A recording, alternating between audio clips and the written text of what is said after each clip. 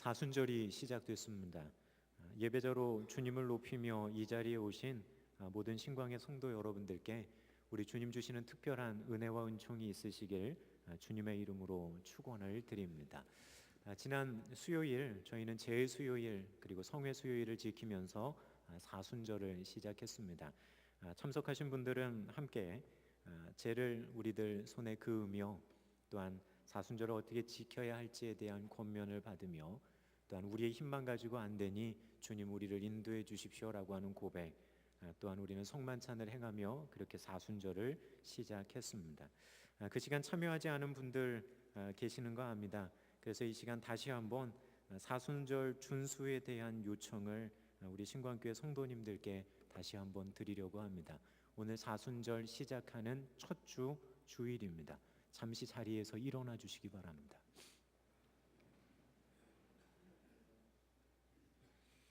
여러분들께 사순절 준수에 대한 요청을 드립니다.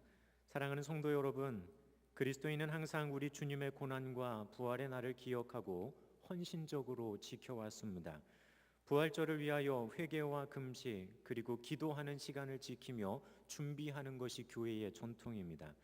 사순절 기간은 믿음으로 예수 그리스도를 구주로 영접하는 사람들이 그리스도의 몸된 교회에 들어오기 위해 세례를 받으려고 준비하는 때이기도 합니다.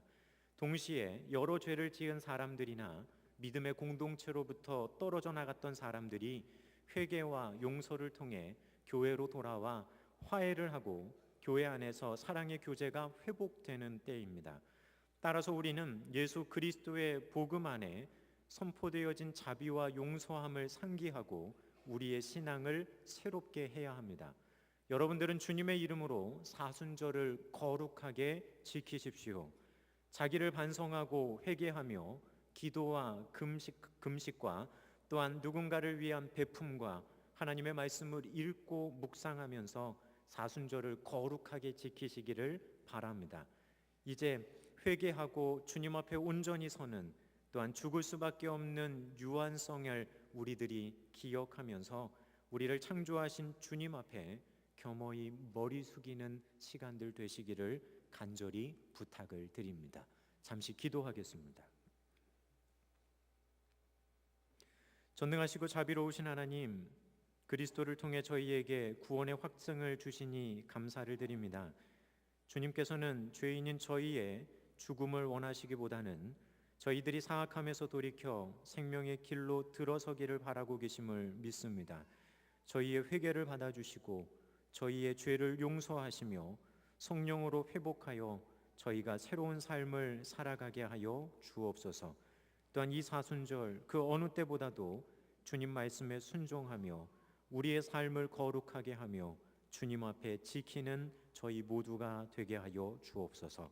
그런 순례의 여정들 가운데 성령의 특별한 은혜가 우리 모든 믿음의 성도들 가운데 함께해 주시기를 간절히 소망하오며 우리 주 예수 그리스도의 이름으로 기도드립니다. 아멘. 자리에 앉으시기 바랍니다. 좌우에 계신 분들과 평화의 인사를 이렇게 나누셨으면 좋겠습니다. 주님의 은총이 당신과 함께 하시기를 바랍니다. 자, 앞뒤에 계신 분들과는 그렇게 서로 인사하셨으면 좋겠습니다. 말씀에 순종하는 사람이 됩시다. 자, 다시 한번 인사하실 때는 한번 이렇게 이야기해 보십시오. 불순종하기가 더 어렵습니다. 순종하기가 어려우십니까? 불순종하기가 어려우십니까? 순종하는 게 어려우십니까? 불순종하는 게 어려우십니까? 헷갈리십니까 지금? 그럼 순종하기가 쉬우십니까? 불순종하기가 쉬우십니까? 우리들 삶 속에 순종하기가 어렵습니다라고 하는 마음보다 불순종하는 게 어렵습니다라고 하는 마음이 든다면, 순종하기가 왜 이렇게 어려운가요가 아니라 하나님의 말씀대로 살지 않는 것이 내 삶에 참 너무 어렵습니다라고 하는 고백이 되어진다면 아마 그 사람이 참된 그리스도인의 모습을 하며 이 땅 가운데 살아가는 거 아닐까라는 생각을 해보게 됩니다. 그리스도인이 되었다는 말의 의미를 여러 가지로 우리가 생각해 볼 수 있겠지만 그 중에서 우리들 삶 가운데 분명하게 알 수 있는 건 하나님 말씀에 내가 순종하고 있는지 아니면 그렇지 못하고 있는지를 통해서 우리가 그리스도인 되었는지를 살펴볼 수가 있습니다. 단순히 교회를 오가는 출석의 여부가 그리스도인 됨을 이야기하는 거 아닙니다. 오히려 그리스도인됨의 참 모습은 하나님의 말씀에 순종해가며 하나님의 말씀이 제시해 주시는 그 길을 걸어가고 있느냐에 우리의 그리스도인됨의 모습이 있기 때문입니다. 예수 그리스도께서 우리에게 제시해 주신 그 길, 그리고 그분이 걸어가셨던 그 길을 걷는 사람들, 주님을 따르는 그 사람들을 우리는 그리스도인들이라고 부르고 있기 때문입니다. 그래서 우리는 교회 안에서 흔히 사용되어지는 제자도라고 하는 표현을 쓰게 됩니다. 여기서 제자도라고 하는 이 말의 의미는 제자됨의 길을 이야기합니다. 그리고 그 길은 다른 길이 아닌 바로 주님이 우리에게 보여주셨고 걸어가셨던 그 길임을 저희는 잘 알고 있습니다. 우리 신광교회는 늘상 변하지 않는 표어로 그리스도께서 사신 것처럼 그렇게 사는 사람들이라고 하는 표현을 사용합니다. 제자도를 이야기하는 것이고 주님 보여주신 그 길에 대한 순종함을 이야기하는 그런 표어이기도 합니다.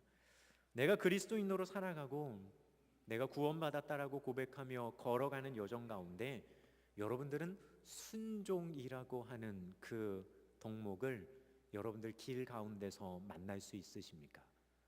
딴 사람이 순종하는 거 이전에 내가 순종하고 있는지를 여러분 한번 생각해 보시기 바랍니다. 왜 이 순종에 대한 이야기를 그렇게 이야기하냐 하면 주님 주신 그 길, 주님께서 말씀하시는 그 길을 걸어가는 것이 그렇게 쉽지 않다는 거 우리들의 삶으로 부딪혀서 우리는 경험적으로 알고 있기 때문입니다.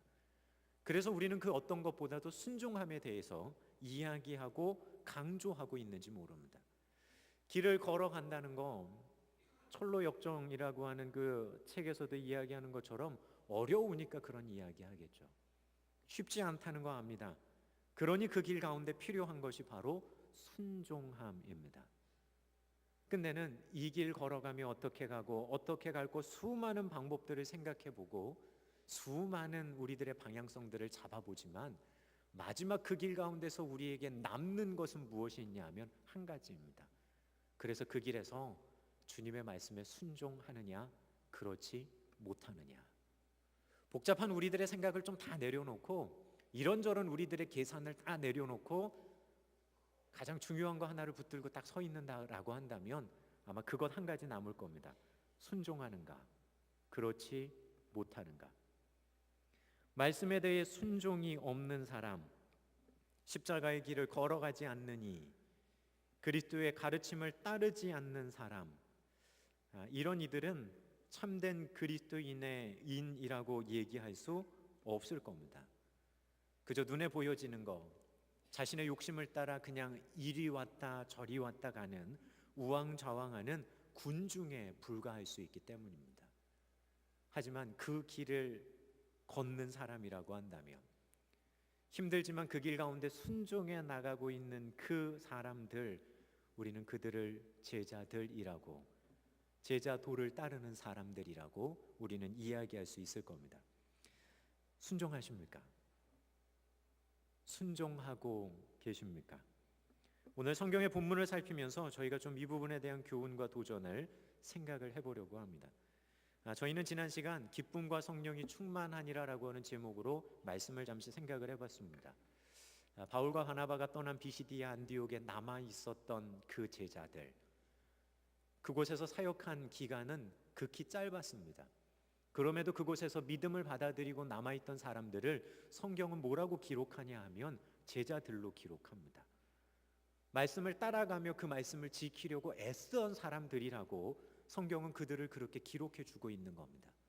그런 제자들의 모습을 살피면서 제자들에게 어떤 모습이 보여지냐 하면 그들 속에 기쁨이 충만했다는 겁니다. 예수님도 비유의 말씀 가운데 특별히 씨 뿌리는 자의 비유에서 그런 이야기를 하십니다. 씨를 뿌렸는데 여러 가지 밭들이 나오는데 그 가운데 돌짝밭이 있다.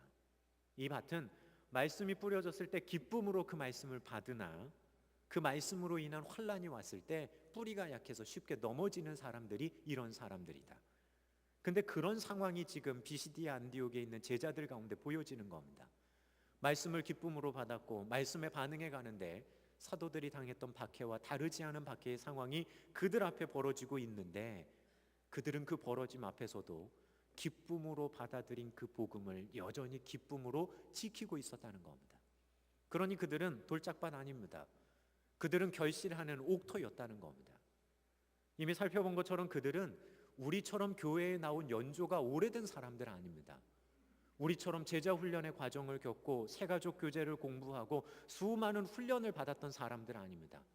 이제 복음을 받아들인 지 채 몇 주가 안 되는 그 사람들이 어떻게 이런 마음일 수 있었을까? 성경은 그것에 대한 이야기를 우리에게 그들이 성령 충만했노라고 또한 기록해주고 있습니다.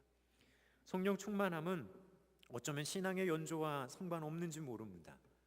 그렇다면 성령 충만함이 도대체 어떻게 이들 가운데 가능했을까? 우리는 그 실마리를 예수님이 하셨던 말씀들 가운데 생각을 해봤습니다. 악한 자라도 자식에게 좋은 것으로 줄 아는데 하물며 너희의 하늘 아버지께서 구하는 자에게 성령을 주시지 않겠느냐. 그들은 그렇게 자신들의 삶에 함께 동행하시는 성령을 구하고 있었고, 그런 성령 충만함 가운데 그들이 처음 누렸던 구원하심에 대한 기쁨을 그들은 잊지 않고 있었다라고 하는 의미입니다. 소망하기는 우리 신광의 모든 성도 여러분, 성령 충만함 가운데 구원의 기쁨이 흔들리지 않을 수 있는 우리 믿음의 성도님들 되시길 주님의 이름으로 부탁을 드립니다. 돌짝밭 되지 마십시오. 옥토가 되십시오. 받을 때는 기쁨으로 받고 환난이 왔을 때 흔들려 없어져 버리는 돌짝밭이 아니라 그곳 가운데 성령 충만함으로 그 삶의 현실을 이기고 승리하여 주님 말씀하시는 옥토의 밭이 될 수 있는 결실하는 여러분들 되시기를 다시 한번 우리 주님의 이름으로 축원을 드립니다. 그런 제자들을 뒤로 하고 오늘 바울과 바나바 이 두 사람은 이고니온이라고 하는 곳으로 옮겨가게 되십니다. 추방되고 쫓겨났으니 그들은 멀리 떨어져 있는 이고니온에 가십니다. 비시디아 안디옥에서 이고니온까지의 거리가 약 160km입니다. 그 먼 거리를 걸어서 그곳에 가십니다. 그리고 그 이고니온에도 적지 않은 유대인들이 살았던 것 같습니다. 왜냐하면 그곳에 유대인들의 회당이 있었기 때문입니다. 이 두 분은 비시디아 안디옥에서처럼 유대인의 회당에 들어가서 말씀을 전하십니다. 그리고 말씀을 전할 때에 그 이고니온 사람들의 반응 또한 비시디아 안디옥에 있었던 그 사람들의 반응과 별반 다르지 않았다는 겁니다. 오늘 성경은 이렇게 이야기합니다. 유대와 헬라의 허다한 무리가 믿더라. 그 분위기를 지금 이야기해 주는 겁니다. 처음 안디옥에서 복음을 전할 때 사람들이 열정적으로 복음을 받아들이던 그 모습과 오늘 이고니온에서 처음 사역하실 때의 그 모습이 별반 다르지 않습니다. 그런데 오늘 성경에도 이런 표현이 나옵니다. 그러나, 역접 접속사가 사용되어지는데, 그러나 순종하지 아니하는 유대인들이 이방인들의 마음을 선동하여 형제들에게 악감을 품게 하거늘. 받아들이는 것도 그렇게 받아들이고 동시에 유대인들 가운데 반대하는 사람들은 여전히 반대하고 있었음을 오늘 성경은 우리에게 말해줍니다. 자, 도시가 바뀌기는 했지만 복음을 전하고 받아들이는 사람들의 분위기는 안디옥이나 이고니온이나 별반 다르지 않은 모습을 성경은 우리에게 말해주고 있는 겁니다. 받아들이는 이도 있고 받아들이지 않는 이도 있었습니다. 자, 그 받아들이지 않고 반대하는 사람들을 오늘 성경은 뭐라고 표현하냐면 이렇게 표현합니다. 순종하지 아니하는 유대인들. 그들을 뭐라고 이야기하냐면 유대인인데 앞에 어떤 수식어를 붙이냐 하면 순종하지 아니하는 유대인이라고 하는 수식어를 붙입니다. 사실 유대인들에게 있어서 순종한다라고 하는 이것은 삶을 살아감에 있어서 굉장히 중요한 덕목입니다. 이미 구약에서부터 우리가 말씀을 쭉 읽어가다 보면 모세 오경이 주어지고 주어진 그 오경의 말씀을 살아가는 사람들의 역사서의 이야기를 들여다보면 하나님이 그들에게 요청하시는 삶은 그렇게 어렵지 않습니다. 복잡한 걸 요구하시는 것이 아니라 주신 말씀에 순종하는지를 하나님이 보시는 겁니다. 그리고 그 순종하지 않은 사람들을 향해 애타는 마음으로 보내셨던 사람들이 바로 수많은 예언자들이었기 때문입니다. 하나님은 이스라엘 백성에게 그것 요구하시는 겁니다. 순종하라는 겁니다. 주님 주신 말씀에 순종하며 그렇게 걸어가라고 이야기하시는데 오늘 성경은 그 유대인들을 향해 뭐라고 얘기하냐면 순종하지 아니하는 유대인들. 하나님은 순종함에 대해 어느 정도로 강조하시냐 하면 신명기 28장에 보게 되어지면 에발산과 그리심산에서 이스라엘 지파를 양쪽으로 갈라놓고 하나님 주신 말씀에 한쪽은 축복에 대한 내용을, 한쪽은 저주에 대한 내용을 선포하도록 주님이 명령하십니다. 근데 신명기에 나오는 이 명령은 아직 약속의 땅에 들어간 상태가 아니었습니다. 그 땅에 들어가서 살 것을 하나님은 기정사실화하시고 그들에게 이야기하시는 겁니다. 그 땅에 들어갔을 때 너희는 여기서 이런 말씀을 이렇게 선포해라. 사실 이스라엘의 12지파가 정복하고 살아가는 그 땅에 지리적으로 가장 중앙에 놓이는 곳이 어디냐면 바로 에발산과 그리심산이 있는 이곳이었다는 겁니다. 자신들이 두 발을 내딛고 살아가야 되는 그 땅의 중앙에 서서 하나님이 그들로 하여금 선포하라는 겁니다. 선포함의 내용은 우리가 너무 좋아하는 말씀입니다. 한번 들어보십시오. 내가 내 하나님 여호와의 말씀을 삼가 듣고 내가 오늘 내게 명령하는 이 모든 명령을 지켜 행하면 내 하나님 여호와께서 너를 세계 모든 민족 위에 뛰어나게 하실 것이라. 내가 내 하나님 여호와의 말씀을 청종하면 이 모든 복이 내게 임하며 내게 이르리니 성읍에서도 복을 받고 들에서도 복을 받을 것이며 내 몸의 자녀와 내 토지의 소산과 내 짐승의 새끼와 소와 양의 새끼가 복을 받을 것이며 내가 들어와도 복을 받고 나가도 복을 받을 것이라. 그리고 공격해오는 사람들에 대한 이야기는 이렇게 하십니다. 그들이 한 길로 너를 치러 들어왔다가 내 앞에서 7길로 도망하리라. 조건이 뭐였냐면 내가 오늘 너희에게 주는 이 명령을 삼가 지켜 행하고 청종하면 내가 이런 복을 너희에게 더해주겠다. 신명기 28장 1절로 14절까지 나오는 말씀입니다. 그리고 이어서 15절부터 끝절인 68절까지는 어떤 말씀이 나오냐 하면 그런데 그 말씀에 너희가 순종하지 않았을 때 너희에게 이런 저주가 임할 거다. 순종에 대한 분량이 많겠습니까? 저주에 대한 분량이 많겠습니까? 우리는 뒤에는 안 읽어봅니다. 늘상 1절로 14절까지만 읽습니다. 그런데 분량적으로도 2배가 더 넘는 분량이 뭐였냐면 그 말씀에 청종하지 않는 사람들을 향한 저주의 내용입니다. 이 말씀을 하나님 뭐라고 얘기하시냐면 너희들 지파 양쪽으로 갈라서서 이야기하라는 겁니다. 선포하라는 겁니다. 그리고 기억하라는 겁니다. 그 저주의 내용도 어떻게 표현하시냐 하면 앞에 나와 있는 축복의 내용을 중가운데 있는 단어를 바꿔서 이야기하십니다. 너희가 들어와도 복을 받고 나가도 복을 받고가 바뀝니다.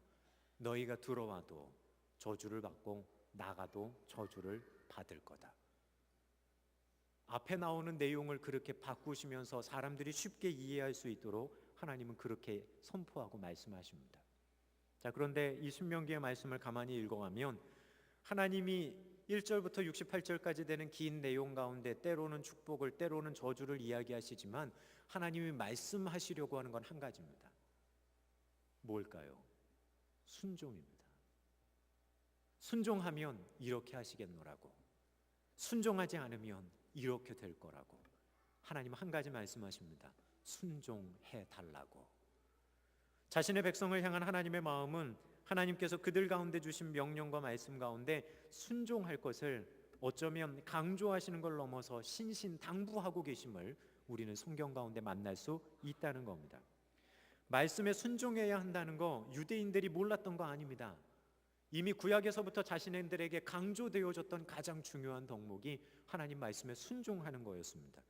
사무엘의 말처럼 순종이 제사보다 낫고 듣는 것이 수량의 기름보다 낫다라고 하는 표현들, 그리고 수많은 예언자들을 통해 그들 가운데 주셨던 말씀을 따른 거 아닙니다.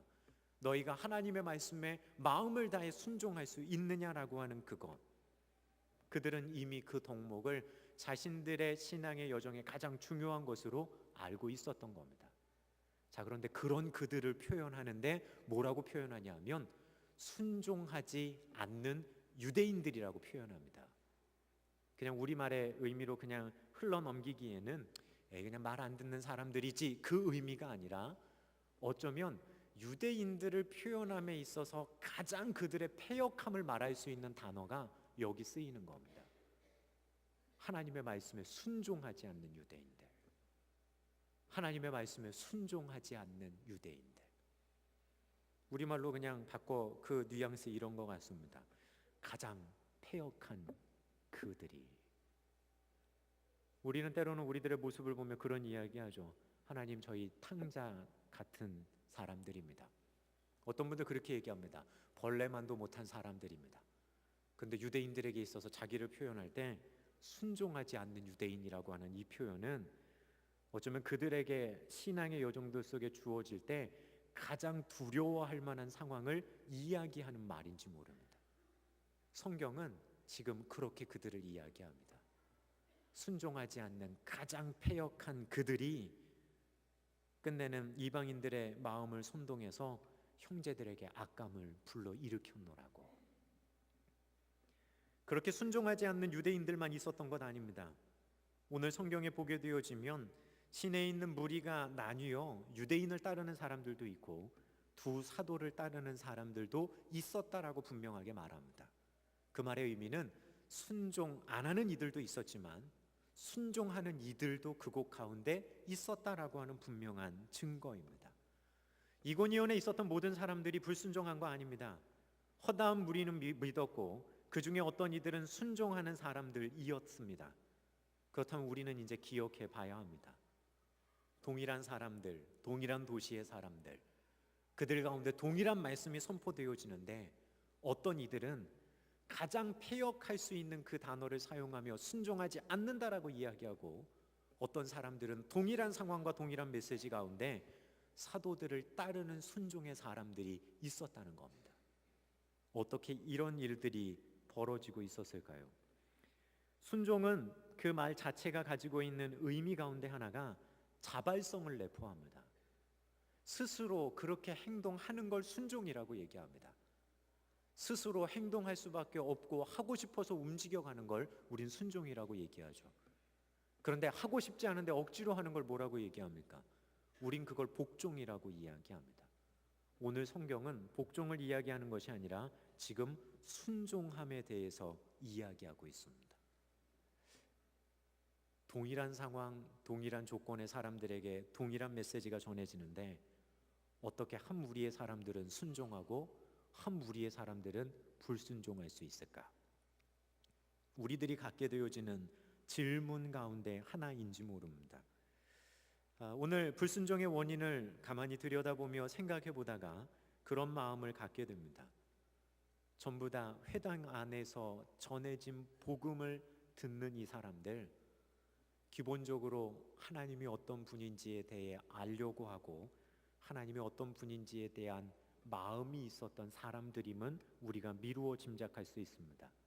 자, 그런데도 말씀에 반응하는 건 저마다 다릅니다.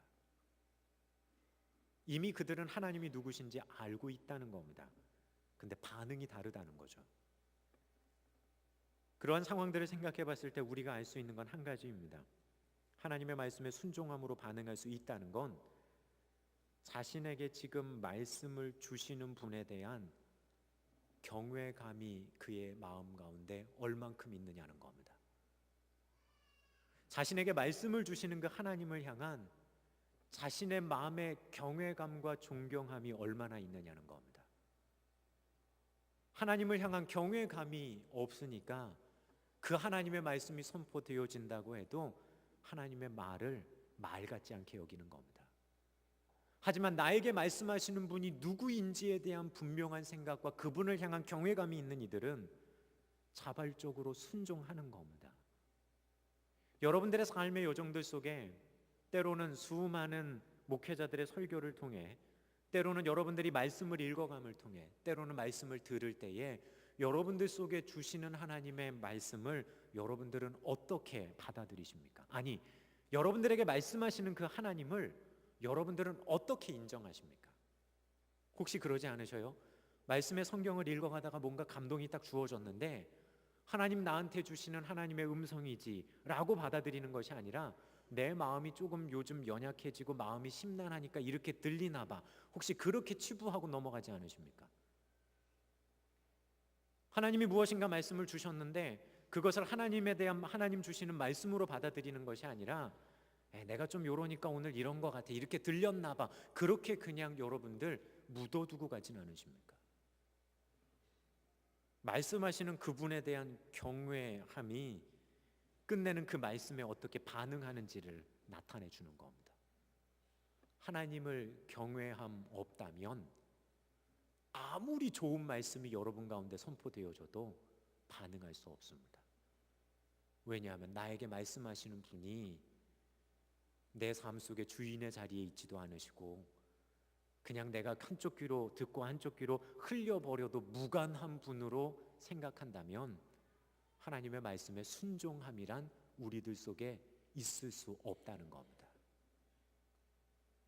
여러분들께 말씀하시는 하나님, 말씀을 읽어갈 때 여러분들 마음속에 이야기하시는 그분, 어떤 분으로 여러분들은 그분을 경외하십니까?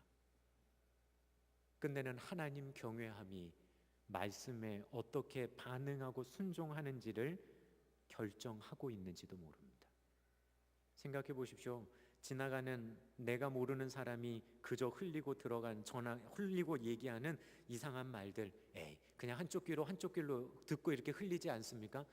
왜요? 그 사람이 내 삶에 의미도 전혀 없고 내 삶에 그런 권위도 없고 내가 그 사람을 존경해야 될 어떤 이유도 삶 속에 없기 때문에 그렇습니다.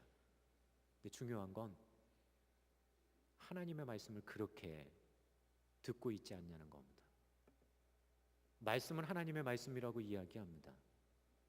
근데 내 삶의 말씀에 대한 반응하는 방식이 그렇게 반응해 버리고 있다면 단순히 말씀을 들을 귀가 없습니다라고 하는 것 이전에 내게 말씀하시는 하나님에 대한 경외함이 내 속에 없다는 이야기인지 모릅니다.